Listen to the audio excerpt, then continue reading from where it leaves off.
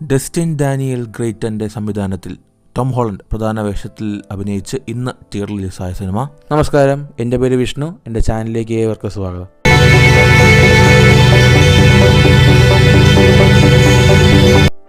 Brand new day എന്ന സിനിമയുടെ review അല്ല, എൻ്റെ ഒപ്പീനിയനാണ് ഞാൻ അവിടെ പറയാൻ പോകുന്നത്.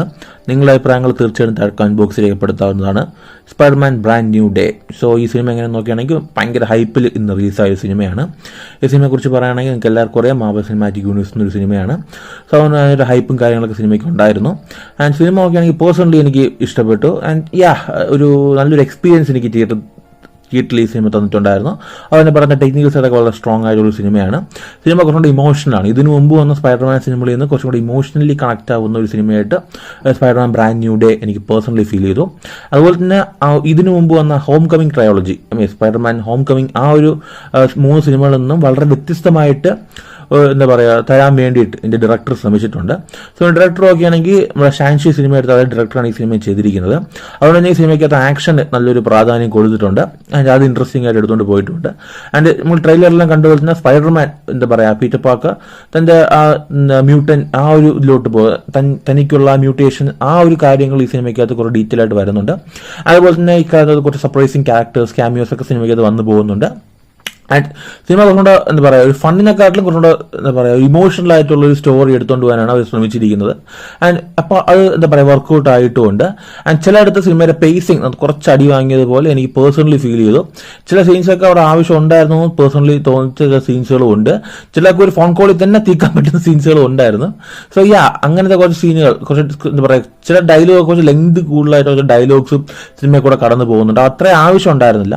ആൻഡ് പേഴ്സണലി നോക്കുകയാണെങ്കിൽ ഈ ഒരു ഇമോഷൻ നന്നായിട്ട് വർക്കൗട്ട് ആവുന്നവർക്ക് മേ ബി സിനിമ കുറച്ചും കൂടെ ക്രിസ്പായിട്ട് ഫീൽ ചെയ്യാം. ഇല്ലാത്തവർക്ക് മേ ബി ഇത് കുറച്ച് റബ്ബർ ബാൻഡ് ഇട്ട് വലിച്ചതുപോലെ പേഴ്സണലി ഫീൽ ചെയ്യാൻ ചാൻസ് വളരെ കൂടുതലാണ്. എനിക്ക് ചിലയിടത്തൊക്കെ കുറച്ച് ലാഗ് ആകുമ്പോൾ എനിക്ക് പേഴ്സണലി ഫീൽ ചെയ്തു.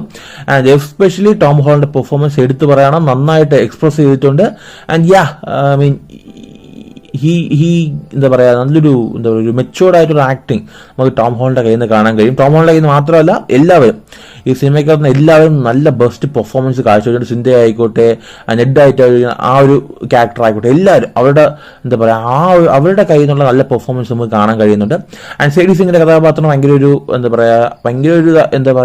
സീക്രട്ടായിട്ട് വെച്ചിരുന്ന കഥാപാത്രമായിരുന്നു. കുറച്ചു പേരൊക്കെ അറിയാം. സോ ആ കഥാപാത്രം നമ്മൾ കൂടുതൽ പോകുന്നില്ല, ഒരു സ്പോയിലറായിട്ട് മാറും.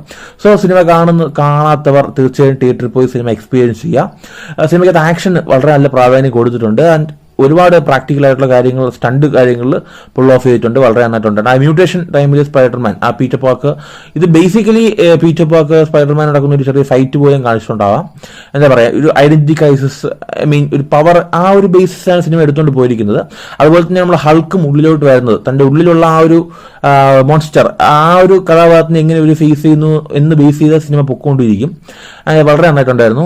എസ്പെഷ്യലി ഈ പടത്തിനകത്ത് ഞാൻ വിചാരിക്കാത്തൊരു കഥാപാത്രം, പണിഷർ. ഞങ്ങൾക്ക് എല്ലാവർക്കും ഒരു പണിഷർ ഉണ്ടാവും, പക്ഷെ പുള്ളി ഇത്രയും ജോക്ക് പുള്ളിയുടെ അടുത്ത് വരുന്നത് ഞാൻ വിചാരിച്ചില്ല. അൺഎക്സ്പെക്ടഡ് ആ ഒരു ഡൈനാമിക് എനിക്ക് ഇഷ്ടപ്പെട്ടു. പണിഷർ സ്പൈഡർമാനായിട്ടുള്ള ആ ഡൈനാമിക്സ് സിനിമയ്ക്ക് അത് വർക്ക്ഔട്ട് ആയിട്ടുണ്ട്. And it's worked. ഒരു എൽഡർ ബ്രദർ, യങ്ങർ ബ്രദർ, ആ ഒരു ടൈപ്പിലുള്ള ഒരു റിലേഷൻഷിപ്പ് പോലെ അത് പോയിട്ടുണ്ടായിരുന്നു. Very nice. ആൻഡ് ബേസിക്കലി പടം ഭയങ്കര ഇമോഷണൽ ആയിട്ടുള്ള ഒരു സിനിമയാണ്. പക്ഷെ ഭയങ്കര കരയിപ്പിക്കുന്ന വെച്ചാൽ ഓഫ്കോഴ്സ് ചില സീനൊക്കെ അത്യാവശ്യം നമ്മളെ കരയിപ്പിക്കാനുള്ള ചാൻസസ് വളരെ കൂടുതലാണ്. പക്ഷെ പടം കുറച്ച് എൻഗേജിങ് ആയിട്ട് ഭയങ്കര ഫണ്ണായിട്ട് എടുത്തുകൊണ്ട് പോകാൻ ശ്രമിച്ചിട്ടുമുണ്ട്. ഇതിനു മുമ്പ് വന്ന ഹോം കമ്മിങ് ആ ഒരു സിനിമയിൽ നിന്നും വേറിട്ട് നിൽക്കാൻ വേണ്ടി ശ്രമിച്ചിട്ടുണ്ട്. സിനിമാറ്റോഗ്രാഫിയിലായിക്കോട്ടെ, കഥ പറയുന്ന രീതിയിലായിക്കോട്ടെ, പെർഫോമൻസ് വൈസ് ആയിക്കോട്ടെ. ഇതിനു മുമ്പ് വന്ന ആ ഒരു ഹോം കമ്മിങ് ട്രയോളജിയിൽ നിന്ന് വ്യത്യസ്തമായിട്ട് നിൽക്കാൻ വളരെ ബോധപൂർവ്വമുള്ള ശ്രമം ചെയ്തിട്ട് തന്നെ ഉണ്ട്. അത് വർക്കൗട്ട് ആയിട്ടെന്ന് എനിക്ക് പേഴ്സണലി ഫീൽ ചെയ്യുന്നുണ്ട്.